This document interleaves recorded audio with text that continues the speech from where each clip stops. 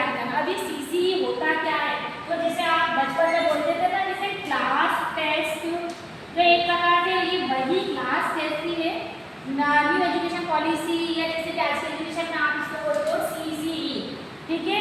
मतलब सतत समग्र मूल्यांकन हर महीने या कंटिन्यू बच्चों का होता रहा, इसलिए हर मंथ या 4 बार 10-10 नंबर के 4 टाइम्स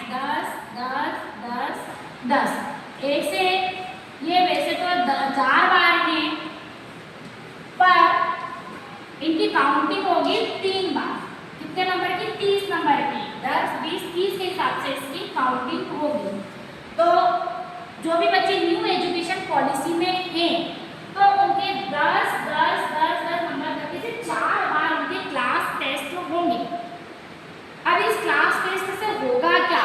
इससे बच्चों को जो भी पढ़ाया गया है, तो वो हर महीने उनका इवैल्यूएशन होगा कि हर मंथ में 1 महीने 2 महीने में उनको क्या पढ़ाया, फिर अगले महीने में उनको क्या पढ़ाया। तो ऐसे करके 1 से लेकर 4 बार उनके टाइमली टेस्ट होंगे 10-10 नंबर के। ओके, तो अब ये टेस्ट देना जरूरी है क्या? बच्चे बोलते हैं क्या मैम हम नहीं आए, क्या जरूरी है, क्या होगा इसको नहीं देंगे? तो ये बहुत जरूरी है। ये पार्ट ऑफ क्या है भाई? पार्ट ऑफ एग्जाम है। एग्जाम कौन सी? आपकी फाइनल एग्जाम, क्योंकि आपका जो पेपर होता है वो कितने नंबर का होता है? 70 नंबर का। आपका जो पेपर होता है 70 मार्क्स का पेपर होता है, जो मेन पेपर हो रहे हैं आपके एग्जाम के। तो 70 नंबर का पेपर है, 30 नंबर क्या है? टेस्ट के। तो जो भी बच्चा इस टेस्ट में अपसेंट होगा, तो आप सोचो कि आप सिर्फ 70 नंबर में से आप मार्किंग कर पाओगे, तो 70 + 30 ये हो जाएगा आपका 100 मार्क्स का पेपर होगा। तो ये बहुत ज़रूरी है, बच्चों का क्लास में रेगुलर आना ज़रूरी है। सीसीई टेस्ट में आता क्या? तो इन टेस्ट में और सीसीई में आता वो है जो आपके टीचर्स आपको क्लास में टीच करते हैं, जो आपका सिलेबस, जैसे कि आप बीकॉम फर्स्ट ईयर के हो, मेजर के जिसकी मैंने वीडियो बनाई, इसमें 3 सब्जेक्ट है आपके।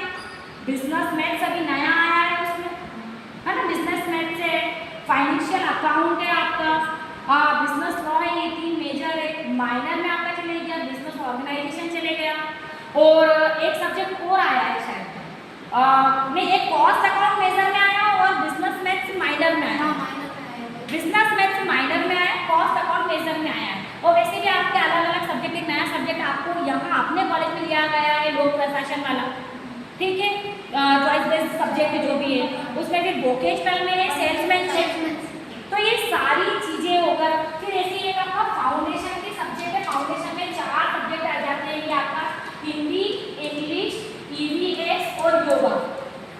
तो ये इनके हो गए 50-50 मार्क्स के पेपर, इनके 50-50 मार्क्स के पेपर होंगे। लेकिन क्या होंगे? एमसीक्यूज वाले क्वेश्चन होंगे, ऑब्जेक्टिव बेस्ड क्वेश्चन आएंगे, और इनका पेपर कैसा होगा? जैसे आपने ओएमआर शीट देखी क्या?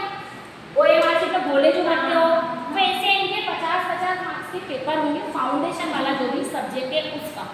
तो ये सब्जेक्ट है, ये सिर्फ ऑब्जेक्टिव वाले 4 पेपर ही हो गए। बाकी 10-10 नंबर के आपके टेस्ट हो गए।